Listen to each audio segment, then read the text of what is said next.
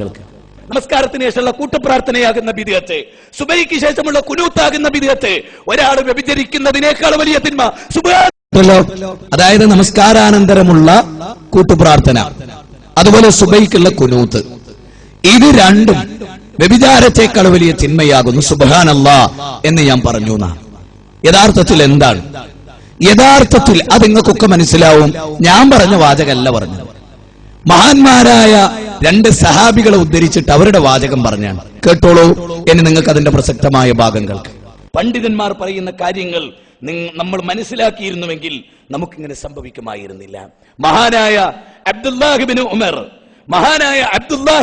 റളിയല്ലാഹു അൻഹു അദ്ദേഹം പറയുന്നു, ഇബ്നു ഉമർ, എല്ലാ ബിദ്അത്തും വഴികേടാണ്. വകുല്ലു ബിദ്അത്തിൻ ളലാല, എല്ലാ വഴികേടും ബിദ്അത്താണ്. നിങ്ങൾ മനസ്സിലാക്കണം ആ ബിദ്അത്ത്. എന്നിട്ട് അദ്ദേഹം പറയാൻ, ജനങ്ങൾ അതിനെ നല്ലതായി കണ്ടാലും ശരി, ബിദ്അത്തിനെ ജനങ്ങൾ നല്ലതായി കണ്ടാലും ശരി, അത് വഴികേടാണ്.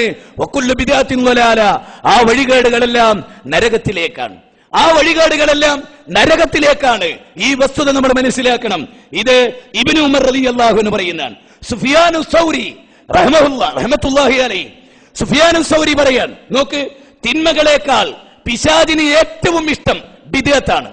ഒരു തിന്മ ഒരാൾ വ്യഭിചരിക്കുന്നതിനേക്കാൾ, ഒരാൾ മദ്യപിക്കുന്നതിനേക്കാൾ, ഒരാൾ പലിശ കൊടുക്കുന്നതിനേക്കാൾ, ഒരാള് ഈ നിലക്ക് അധർമ്മം പ്രവർത്തിക്കുന്നതിനേക്കാൾ, അളവിലും ദുഃഖത്തിലും കൃത്രിമ പ്രവർത്തിക്കുന്നതിനേക്കാൾ പിശാചിന് ഏറ്റവും ഇഷ്ടം നമസ്കാരത്തിന് ശേഷമുള്ള കൂട്ടപ്രാർത്ഥനയാകുന്ന ബിദ്അത്ത്, സുബഹിക്ക് ശേഷമുള്ള കുനൂത്താകുന്ന ബിദ്അത്ത്, ഒരാൾ വ്യഭിചരിക്കുന്നതിനേക്കാൾ വലിയ തിന്മ. സുബ്ഹാനല്ലാഹ്, ഇത് പറഞ്ഞവൻ KNMന്റെ പ്രസിഡന്റ് അല്ല, സെക്രട്ടറി അല്ല. സമൂഹമേ, നിങ്ങൾക്ക് എന്തുകൊണ്ട് മനസ്സിലാകുന്നില്ല എന്നാണ് എനിക്ക് തോന്നുന്നത്. എന്തുകൊണ്ട് നിങ്ങൾക്ക് ഇത് മനസ്സിലാകുന്നില്ല? ഒരാൾ വ്യഭിചരിക്കുന്നത് കണ്ടാൽ, മറുഭാഗത്ത് ഒരാൾ നമസ്കാരാനന്തര കൂട്ടുപ്രാർത്ഥന കണ്ടാൽ പിശാച് ഏറെ സന്തോഷിക്കുക വ്യഭിചരിക്കുന്ന പ്രവൃത്തിയല്ല, ഈ കൂട്ടുപ്രാർത്ഥന നടത്തുന്ന മുസ്ലിയാരെ കൊണ്ടാണ് എന്ന് പറയുന്നത് സുഫിയാനു സൗരിയാണ്. സുഫിയാനു സൗരി KNMന്റെ പ്രസിഡന്റ് അല്ല. മനുഷ്യരെ, ഇനിയെങ്കിലും നിങ്ങൾക്ക് ഇത് മനസ്സിലാകുമോ? എനിക്കറിയില്ല. മനസ്സിലായല്ലോ? ഹൃദയം എന്ന് പറഞ്ഞ ഒന്ന്, സ്പന്ദിക്കുന്ന ഹൃദയമുള്ള മനുഷ്യരെ, ഞാനല്ല അത് പറഞ്ഞത്. എന്റെ പേരിൽ എന്തെല്ലാം പുകിലുകൾ. മഹാനായ സുഫിയാനു സൗരി പറഞ്ഞ ഉദ്ധരണിയാ പറഞ്ഞു, അബ്ദുല്ലാഹിബ്നു ഉമർ പറഞ്ഞ ഉദ്ധരണിയാ പറഞ്ഞു. ഇസ്ലാമിൽ ശിർക്ക് കഴിഞ്ഞാൽ പിന്നെ ഏറ്റവും വലിയ തിന്മ ബിദ്അത്താ. കാരണം അത് മതമുണ്ടാക്കലാണ്. ബിദ്അത്ത് സുന്നത്തിന്റെ സ്ഥാനത്ത് വരുമ്പോ നല്ല ആത്മാർത്ഥമായി, നല്ല തേട്ടത്തോടെ, അതിലെന്തിനാ പശ്ചാത്താപോ? കൂട്ടുപ്രാർത്ഥന, നമസ്കാരാനന്തരമുള്ള കൂട്ടുപ്രാർത്ഥന സുന്നത്താണ് എന്നുള്ള നിലയ്ക്ക് ഇഖ്ലാസോടുകൂടിയാ ചെയ്യുന്നത്. അതുകൊണ്ട് പശ്ചാത്താപല്ല. വ്യഭിചാരം ചെയ്താൽ പശ്ചാത്താപമുണ്ട്. അതാണ് ഹറാമിനേക്കാൾ വലുതാണ് ബിദ്അത്ത്. കാരണം അതല്ല അള്ളാഹു അനുവദിച്ചിട്ടില്ലാത്ത കാര്യം മതമായി അവർക്ക് നിശ്ചയിച്ചു കൊടുത്ത വല്ല പങ്കാളികളൊക്കെ ഉണ്ടോ? അപ്പൊ ഒരു ബിദ്അത്ത് ഒരു ഉസ്താദ് ഉണ്ടാക്കി അത് ദീനാണെന്ന് ഒരാൾ വിശ്വസിച്ചാൽ ആ വിശ്വസിച്ച വ്യക്തി മുശ്രിക്കായി. അള്ളാഹു പറയാ. അപ്പൊ നിങ്ങൾക്കറിയോ വ്യഭിചാരത്തെക്കാൾ വലിയ തിന്മയാണോ ശിർക്കാകുക എന്നുള്ളത്? നിങ്ങൾ ചിന്തിക്കേ. പണ്ഡിതന്മാർ, എനിക്ക് ചുരുങ്ങിയത് സുന്നി പണ്ഡിതന്മാർ, നിങ്ങൾ ദീന് പഠിക്ക്. ജീവിതത്തില് മരിച്ചു പോകും, ഏത് നിമിഷവും മരിച്ചു പോകും.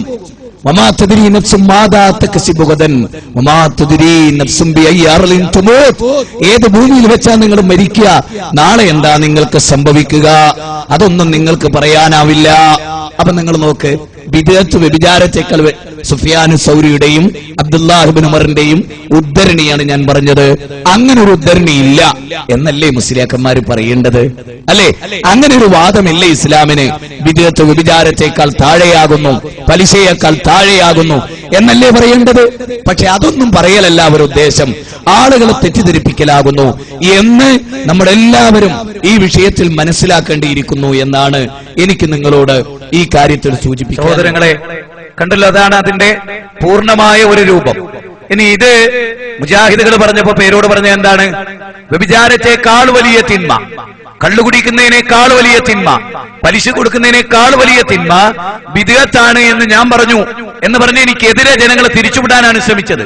ഇന്ന് AP സുന്നികളിൽ ഏറ്റവും അറിയപ്പെട്ടവരുടെ ഗ്രാൻഡ് മുഫ്തി പൊന്മള അബ്ദുൽ ഖാദർ മുസ്ലിയാർ അദ്ദേഹം നടത്തുന്ന ഒരു പ്രൗഢമായ സദസ്സിലെ ഗംഭീരമായ പ്രസംഗം എന്നേക്കാൾ ഡീറ്റെയിൽ ആയിട്ട് അദ്ദേഹം പറയാണ്. ഈ വിഷയം പഠിച്ച് ഇരുത്തം വന്നവരൊക്കെ ആ കാര്യത്തിൽ ഞാൻ പറഞ്ഞ അഭിപ്രായക്കാരാണ്. അഥവാ എന്റെ അഭിപ്രായമല്ല, അത് ദീനിന്റെ അഭിപ്രായം. അങ്ങനെയാണ് ഈ വിഷയത്തിൽ. ഇത് നിങ്ങൾ ശരിക്കും ശ്രദ്ധിക്കണം. പൊന്മള അബ്ദുൽ ഖാദർ മുസ്ലിയാരുടെ പ്രസംഗം ചിലപ്പോൾ ഏതെങ്കിലും മുസ്ലിയാക്കന്മാർ കേൾക്കുന്നുണ്ടാവും, ദൂരെ നിന്ന് സുന്നികളിൽപ്പെട്ട ചില മണ്ഡലം പ്രസിഡന്റുമാർ കേൾക്കുന്നുണ്ടാവും, അല്ലാത്ത ചില ആളുകൾ കേൾക്കുന്നുണ്ടാവും. നിങ്ങളൊക്കെ ശരിക്കും ശ്രദ്ധിക്കുക. മരിച്ചു പോകും, ഞാനിത് ഓർമ്മപ്പെടുത്തുന്നു. മരണാനന്തര ജീവിതമുണ്ട്. അവിടെ അള്ളാഹു ഒരിക്കലും ഈ ജാതി കൃത്രിമത്വത്തിന് ഒരിക്കലും മനുഷ്യൻ അവസരം തരികയില്ല. ലാ യതകല്ലമൂന ഇല്ലാ മൻ അദന ലഹുർ റഹ്മാൻ വകാന സവാബ. അവിടെ മിണ്ടാൻ കഴിയില്ല. അവിടെ ഒരാളുടെ റെക്കമെൻഡേഷൻ സ്വീകരിക്കപ്പെടുകയില്ല. അവിടെ നേതാക്കന്മാർ അനുയായികളെ സഹായിക്കപ്പെടുകയില്ല. വേറെ ഒന്നും നിങ്ങൾക്ക് അവിടെ ലഭിക്കുകയില്ല. അതുകൊണ്ട് ബിദ്അത്തിനെ കുറിച്ചും വ്യഭിചാരത്തെ കുറിച്ചും ഇസ്ലാമിന്റെ കാഴ്ചപ്പാട് എന്താ? വ്യഭിചാരമാണോ ഏറ്റവും വലിയ തിന്മ? അല്ല, ബിദ്അത്താണോ? പിന്നെ നമുക്കിടയിലുള്ള വിഷയം എന്താ? നമസ്കാരാനന്തരമുള്ള കൂട്ടുപ്രാർത്ഥന ബിദ്അത്താണോ അല്ലേ എന്നതേ നമുക്ക് അഭിപ്രായ ഭിന്നതയുള്ളൂ. ബിദ്അത്തിനെ കുറിച്ച് നമ്മുടെ കാഴ്ചപ്പാട് എന്താണ്? അതാണ് ഞാൻ വിശദീകരിച്ചത്. ആ കാര്യമാണ് നമുക്ക് പഠിക്കേണ്ടത്. അതിനെക്കുറിച്ച് മുജാഹിദ് ബാലുശ്ശേരി പറഞ്ഞപ്പോ വലിയ പുകിലുണ്ടായി, എല്ലായിടത്തും ക്ലിപ്പിംഗ് ഇട്ടു, ആളുകളെ തെറ്റിദ്ധരിപ്പിച്ചു. എന്നാൽ പൊന്മള അബ്ദുൽ ഖാദർ മുസ്ലിയാർ അതേ കാര്യം അതിനേക്കാൾ ഗൗരവമായി കുറെ കൂടെ ഉദ്ധരണികൾ ഉദ്ധരിച്ച് വളരെ ഗൗരവമായി പറയുന്നു. എന്തുകൊണ്ട് നിങ്ങൾ ക്ലിപ്പിംഗ് ഇടുന്നില്ല? എന്തുകൊണ്ട് നിങ്ങൾ ജനങ്ങളെ അത് കേൾപ്പിക്കുന്നില്ല?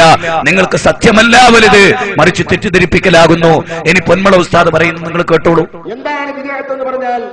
ഹിയ മാ സീദ അലാ മാ ശുരിഅ, ശറഇൽ ഉള്ളതിനേക്കാൾ കൂട്ടിയത്. ഔ നുഖ്സ, അല്ലെങ്കിൽ ശറഇൽ ഉള്ളതിൽ ചുരുക്കിയത്. ഔ നുഖ്സൻ. എപ്പോഴാണ് ഈ ചുരുക്കലും അല്ലെങ്കിൽ ഏറ്റവുമൊക്കെ നടന്നിട്ടുള്ളത്? ബഅദ ഇൻഖിറാദിൽ അസ്മിനത്തി സലാസ, ഉത്തമമായ നൂറ്റാണ്ടുകൾ, ഖൈറുൽ ഖുറൂനി ഖർനി സുമ്മ അല്ലദീന യലൂനഹും സുമ്മ അല്ലദീന യലൂനഹും എന്ന മഹാനായ സയ്യിദനാ മുഹമ്മദ് റസൂലുള്ളാഹി തങ്ങൾ വിശേഷിപ്പിച്ച ഉത്തമമായ 3 നൂറ്റാണ്ടുകൾ കഴിഞ്ഞ ശേഷം കൂട്ടുകയോ കുറക്കുകയോ ചെയ്തു. എങ്ങനെ? മിൻ ഗൈരി ദലീലിൻ ശർഇയ്യ, ശർഇയ്യായ ഒരു രേഖയുടെയും പിമ്പലം കൂടാതെ കൂട്ടാനും കുറക്കാനും രംഗത്ത് വന്ന ആ കക്ഷികളാണ് ബിദ്അത്തിന്റെ ആളുകൾ എന്ന് പറയുന്നത്. എന്താ റസൂലുള്ളാഹി നിങ്ങൾ ആയിഷ ബീവിയോട് പറഞ്ഞത്? ആയിഷ, ഇന്നല്ലദീന ഫറഖൂ ദീനഹും വകാനൂ ശിഅൻ എന്ന് ഖുർആൻ വിശേഷിപ്പിച്ച കൂട്ടരില്ലേ, അവരാരാണ്? ഹും അസ്ഹാബുൽ ബിദ്അഇ വൽ അഹ്വാ, പുതിയ പ്രസ്ഥാനത്തിന്റെ തോന്നിവാസത്തിന്റെ ആളുകളാണ്. അവരുടെ തോന്നൽ പ്രകാരം അവർ പറയുന്നു. അവർക്ക് രേഖയുടെ പിമ്പലമില്ല, തെളിവിന്റെ പിമ്പലമില്ല. അവർ ആഗ്രഹിച്ചതും അവർ ഉദ്ദേശിച്ചതും അവർക്ക് തോന്നിയതും പറയാൻ അവർക്ക് പ്രയാസമില്ല, നിസ്സങ്കോചവും പറഞ്ഞുകൊണ്ടിരിക്കും. അവരാണ് ബിദ്അഈ കക്ഷികൾ. ലൈസ ലഹും തൗബത്തുൻ, അവർക്കൊരിക്കലും തൗബയില്ല. ലൈസ ലഹും തൗബത്തുൻ, അവർക്കൊരിക്കലും തൗബയില്ല, പാപമോചനമില്ല. എന്താ കാരണം? ഇമാം റാസി റഹ്മത്തുള്ളാഹി അലൈഹി വിശദീകരിച്ചു എന്താ തൗബയില്ല എന്ന് പറഞ്ഞാൽ. ഈ കക്ഷികൾ ബിദ്അത്തിൽ നിലകൊള്ളുന്ന കാലത്തോളം അവർക്ക് തൗബ ഉണ്ടാകില്ല. എന്തുകൊണ്ട്? ഫാസിഖീങ്ങളും മുബ്തദീങ്ങളും തമ്മിൽ എവിടെയാണ് വ്യത്യാസപ്പെടുന്നത്? എന്തുകൊണ്ട്? ഫാസിഖീങ്ങളും മുബ്തദീങ്ങളും തമ്മിൽ എവിടെയാണ് വ്യത്യാസപ്പെടുന്നത്? കള്ളുകൂടി മഹാപാപമാണ്. അല്ലാഹു ഹറാമാക്കിയ നഫ്സിനെ കൊല്ലൽ മഹാപാതകമാണ്. വ്യഭിചാരം മഹാപാതകമാണ്, കുറ്റമാണ്. അങ്ങനെയൊക്കെ മഹാകുറ്റങ്ങൾ തന്നെയാണെങ്കിലും ആ കുറ്റങ്ങൾ ചെയ്തവൻ ഇസ്ലാമിന് പുറത്താണ്, കാഫിറാണെന്ന് നാം പറയുന്നില്ല. കള്ളുകൂടി മഹാപാപമാണ്. അല്ലാഹു ഹറാമാക്കിയ നഫ്സിനെ കൊല്ലൽ മഹാപാതകമാണ്. വ്യഭിചാരം മഹാപാതകമാണ്, കുറ്റമാണ്. അങ്ങനെയൊക്കെ മഹാകുറ്റങ്ങൾ തന്നെയാണെങ്കിലും ആ കുറ്റങ്ങൾ ചെയ്തവൻ ഇസ്ലാമിന് പുറത്താണ്, കാഫിറാണെന്ന് നാം പറയുന്നില്ല. അഹ്ലു സുന്നയുടെ വിശ്വാസം അതാണ്. അവരുടെ ഈമാൻ വളരെ ലൈഫാണ്. ശക്തിയുള്ള മുഅ്മിൻ ഒരിക്കലും അത് ചെയ്യില്ല.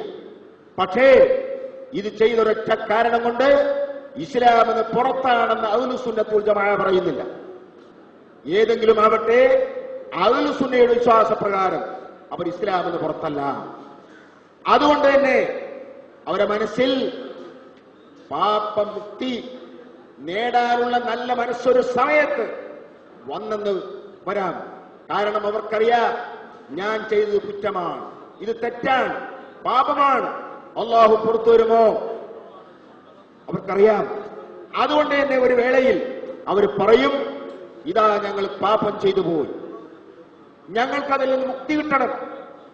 അതുകൊണ്ട് തന്നെ സയ്യിദുമാരെ കാണുമ്പോൾ, ആലിമീങ്ങളെ കാണുമ്പോൾ, സാലിഹീങ്ങളെ കാണുമ്പോൾ ദുആ ചെയ്യാൻ വേണ്ടി പറയും. ഈ സ്വഭാവം മുബ്തദിയിൽ കാണില്ല. കാരണം അവൻ വിശ്വസിക്കുന്നത് അവന്റെ ആശയങ്ങൾ 100% ശരിയാണ്, തെറ്റല്ല എന്ന്. അവന്റെ ആശയങ്ങളൊക്കെ സത്യമായി അവൻ വിശ്വസിക്കുന്നു. അതുകൊണ്ടാണ് അവർക്ക് തൗബയില്ല. കാരണം തൗബയുടെ ഒന്നാമത്തെ ഷർത്ത് തന്നെ അൽ ഇഖ്റാറു ബിദ്ദംബി, ചെയ്ത പാപം കൊണ്ട് സമ്മതിക്കണം. ഈ സമ്മതം ബിദ്അത്തുകാരിൽ നിന്ന് ഉണ്ടാവുകയില്ല. അതുകൊണ്ട് ആ ബിദ്അത്തിന്റെ ആളുകൾ ഒരിക്കലും തൗബ ഇല്ലാത്തവരാണെന്നും അനമിന്നും ബരിയൂൻ, ഞാൻ അവരിൽ നിന്ന് മുക്തനാണ്, വഹും മിന്നീ ബുറാഉ, അവർ എന്നിൽ നിന്ന് മുക്തന്മാരാണ്, അവരെന്റെ ആളുകളാണെന്ന് പറയണ്ട, എന്റെ ദീനിന്റെ ആളുകളാണെന്ന് പറയണ്ട. അത്രയും ശക്തമായ ഭാഷയിൽ ബിദ്അത്തുകാരെ സംബന്ധിച്ച് മഹാനായ നബി തങ്ങൾ പറഞ്ഞെങ്കിൽ ആ ബിദ്അത്തുകാരുടെ അടയാളമാണ് നാബൽസി പറഞ്ഞത്, ശറഉള്ളതിനേക്കാൾ കൂട്ടുകയോ കുറക്കുകയോ ചെയ്ത കക്ഷികളാണ്. സഹോദരങ്ങളെ, ഇത്ര ഡീറ്റെയിൽ ആയിട്ട് നിങ്ങൾ പരിശോധിക്കണം എന്തൊക്കെ കാര്യങ്ങളാണ് അവിടെ പറഞ്ഞതെന്നറിയോ? ഒന്ന്, ബിദ്അത്തുകാരന് തൗബയില്ല മരിക്കുന്നതുവരെ. അതായത് ഒരാൾ വ്യഭിചരിക്കുന്നു, ഞാൻ ഡീറ്റെയിൽ ആയിട്ട് പറയാം. ഒരാൾ കള്ളു കുടിക്കുന്നു, അവന് തൗബയുണ്ട്. കള്ളു കുടിച്ച് തൊട്ട സമയത്ത് അവൻ തൗബ ചെയ്തതിനെ ഒരിക്കലും ചെയ്യില്ലെന്ന് തീരുമാനിച്ചാൽ അള്ളാഹുവിന് പുറത്തു കൊടുക്കും. നേരെ മറിച്ച് ഒരാൾ ബിദ്അത്ത് ചെയ്യുന്നു, അതായത് നമസ്കാരാനന്തരമുള്ള കൂട്ടുപ്രാർത്ഥന മുജാഹിദ് പ്രസ്ഥാനത്തിന്റെ വാദപ്രകാരം പ്രവാചക തിരുമേനിയുടെ ശറഇൽ കൂട്ടിക്കൊണ്ടുവന്ന കാര്യമാണ്, ഇല്ലാത്ത കാര്യമാണ്.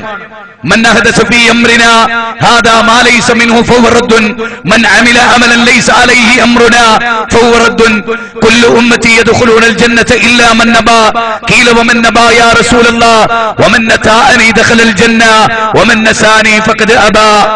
അതാണ് മൻ അഹ്ദസ ഫീ അംരിനാ ഹാദാ മാ ലൈസ മിൻഹു ഫഹുവ റദ്ദുൻ.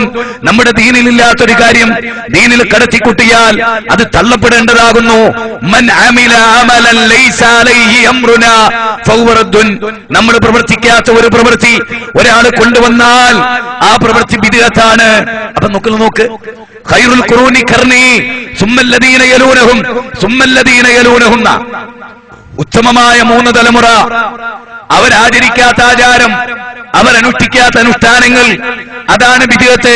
അതിന് 2 ഉദാഹരണം പറഞ്ഞു എന്ന് മാത്രം. സുബൈയിലുള്ള ഖുനൂത്ത് അതിനൊരു ഉദാഹരണമായി പറഞ്ഞു, അത് ബിദ്അത്താണെന്ന് പറഞ്ഞു. ഹദീസുകൾ ഉദ്ധരിച്ചു, ആ കാര്യം ഡീറ്റെയിൽ ആയിട്ട് വിശദീകരിച്ചു കൊടുത്തു. പള്ളി മിമ്പറുകളിൽ ഒരു ഉദാഹരണം പറഞ്ഞാണ്. ഏതുപോലെ? ഇന്ന ബിദ്അത്ത്, ആ ബിദ്അത്ത് വ്യഭിചാരത്തെക്കാളും പിശാചിനിഷ്ടമാണ് എന്ന വിഷയം പഠിപ്പിച്ചു കൊടുത്താൽ. എന്താണ് പൊന്മള ഉസ്താദ് പറയുന്നത്? ചെന്നൈയിൽ നടന്നിട്ടുള്ള ഒരു ചോദ്യോത്തര സെഷനോടുകൂടിയുള്ള പ്രോഗ്രാമാണ് നിങ്ങൾ കാണുന്നത്. പാപം അറിഞ്ഞിട്ടുണ്ടാവില്ല. റോട്ടിൽ അദ്ദേഹത്തിന്റെ കൂടെയുള്ള അലവി സക്കാഫിയും അതുപോലെ പേരോട് സക്കാഫിമാരും ഇജാതി വിവരക്കേട് വിളമ്പുന്നത് ഗ്രാൻഡ് മുഫ്തി അറിഞ്ഞു കാണില്ല. ഇത് നിങ്ങൾ ശരിക്കും മനസ്സിലാക്കണം. ബിദ്അത്തുകാരന് തൗബയില്ല, വ്യഭിചാരിക്ക് തൗബയുണ്ട്. അപ്പൊ തൗബ ചെയ്യാൻ വ്യഭിചാരത്തെക്കാൾ വലുതാണ് ബിദ്അത്ത് എന്ന് പറഞ്ഞാൽ അത് ഒരിക്കലും വ്യഭിചാരത്തെ വെള്ളപൂശലല്ല, വ്യഭിചാരത്തെ ചെറുതാക്കി കാണിക്കലല്ല, മറിച്ച് ബിദ്അത്തിന്റെ ഗൗരവം കൂട്ടാനാണ്. ഇത് നിങ്ങൾ വളരെ ഗൗരവമായി മനസ്സിലാക്കണം. ഒരു വ്യക്തി ആത്മാർത്ഥമായിട്ടാണ് ഒരു ബിദ്അത്ത് ചെയ്യുക, അതിന് തൗബയില്ല. കാരണം മരിക്കുന്നവരെ ഇത് പുണ്യമാണ് എന്ന് വിചാരിച്ചിട്ടാ. കള്ളുകുടിക്കുന്ന ഒരു മനുഷ്യനും ഇത് നല്ലതാണെന്ന് ജീവിതത്തിൽ ഒരു സെക്കൻഡ് പോലും വിചാരിക്കുന്നില്ല. നിങ്ങൾ മനസ്സിലാക്കണം.